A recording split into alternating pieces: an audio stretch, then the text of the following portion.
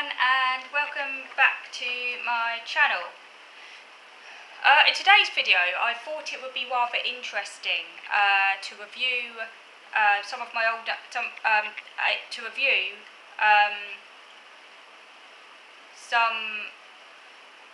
what my mum has written. My mum's sadly no longer here because she died of cancer, so my mum's no longer around.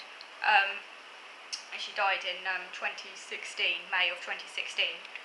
But when I was going for my autism diagnosis back in 2008, that sort of time, beginning of 2009, and my mum was heavily involved in that and came along to the assessments and everything, along with my dad. But she also wrote out some information concerning my early development at the time when I was going for my assessment.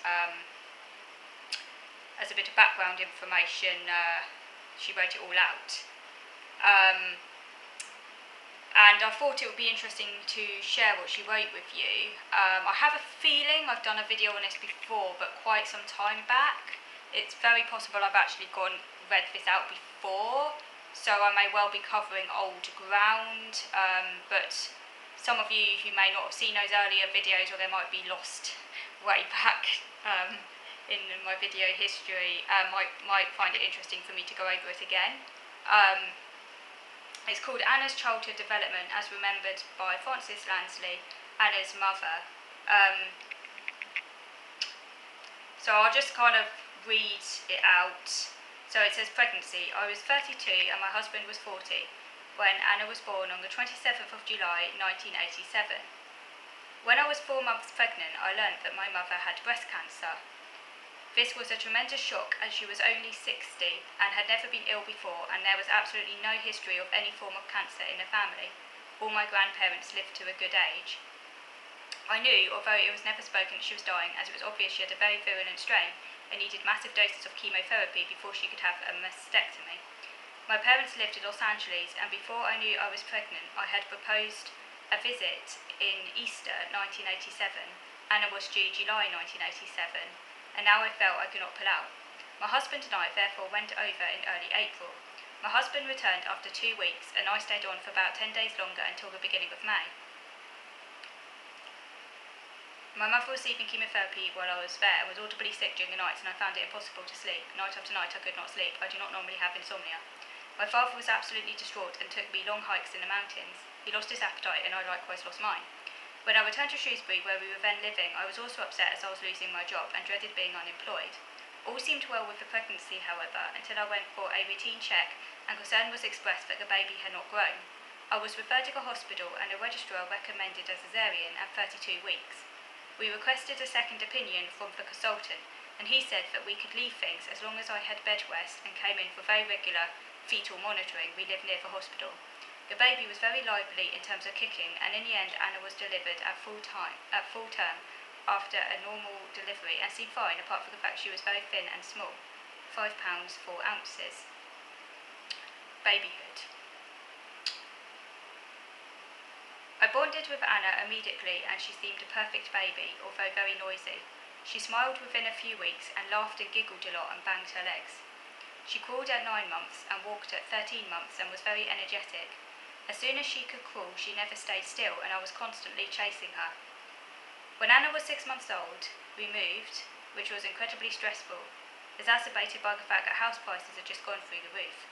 I was very isolated, and we ended up with an enormous mortgage for an unmodernised house, to which I was ashamed to invite people. In Shrewsbury, we had been comfortably off in a big house, with no money worries. Toddlerhood. Anna was a very energetic toddler and often laughed. On the other hand, she had tantrums that would go on for ages. For example, if I put her into a pushchair, she would scream and scream and not give up. I noticed a difference with her brother, 2 years younger, who would also cry, but seemed to recognise at a certain point that further protest was futile. Concern was expressed about Anna's small size, but because she ate well and was so obviously energetic, this was not considered important.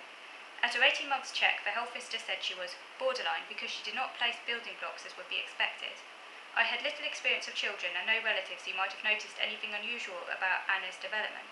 My mother died in Los Angeles shortly before Anna was a year old. My husband's parents on the Isle of Wight took no active involvement, and Anna did not have any cousins until she was over 2 years old.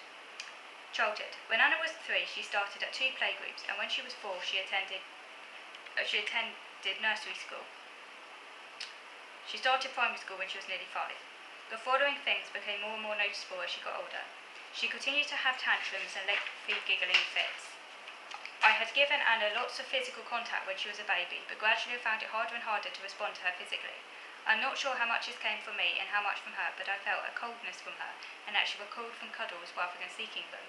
She did not seem to welcome being kissed goodnight. She did not find it easy to settle to things requiring dexterity or application, or requiring instructions to be followed. She could not do even the most basic jigsaws. She could not do puzzles aimed at 3-year-olds, even when she was much older. I found it very difficult to teach her basic tasks such as tying shoelaces. This took ages, and I despaired that she would ever learn. Clumsiness and poor coordination became more apparent, and she walked in an ungainly way. At home, she always walked to tiptoe, which I thought looked very odd. She learned to ride a bicycle and enjoyed cycling. She also seemed to enjoy ball games. I gave up trying to teach her to swim, however, as it just led to battles. She did, however, learn to read quite early, with my help, and people were initially impressed by her reading ability.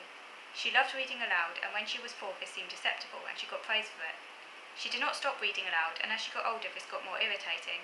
She would read aloud at home in a very fast, monotonous way. In fact, she continued reading aloud until she was a teenager, and it was a constant source of arguments at home, with me asking her to read to herself and her ignoring my requests. Her reading aloud also disturbed other children at school, so teachers told me. At nursery school, the teacher told me she was worried about Anna because she would not sit still during the reading sessions and was distracting the other children. I was now making some friends in the area, and Anna had some other children she played with, but it was becoming apparent that she only seemed to relate to children younger than herself, with whom she would run around giggling. She was not relating to other girls in her year at nursery school or primary school. She enjoyed painting, but I was becoming increasingly conscious that she was unable to easily tackle other games and activities designed for her age group. When she started primary school and I went to the first parents' meeting, I remember being very worried by the teacher's comments. I had hoped Anna would be all right, at least as far as English and reading was concerned, but the teacher said that Anna's comprehension was much poorer than would be expected at her age. She also had no understanding of numbers. I was asked to get books from the Early Learning Centre and do exercises with her, which I did, but it just resulted in frustration all round. Anna simply could not do the exercises, even ones aimed at much younger children, and responded by giggling and refusing to sit down, and then I would get angry and shout at her, which obviously I wish I had not done, but at the time I think I thought she was being awkward rather than actually really could not do them. As Anna progressed through primary school, teachers would say things like she was an enigma or I could not understand Anna. She puzzled them because she could read but was very poor at comprehension and the worst in the class as far as mathematics was concerned. She was often alone in the playground. She did not really join in at PE, and she could not play the recorder, although I spent ages trying to help her.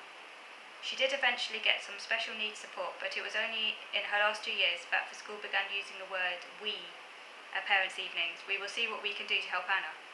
I did voluntary work listening to children read at the school, but when I came to do this, teachers would often complain about Anna to me. Say she was, for example, disrupting other children, but I did not know what I could do to stop this. Anna seemed increasingly immature compared to other children her age.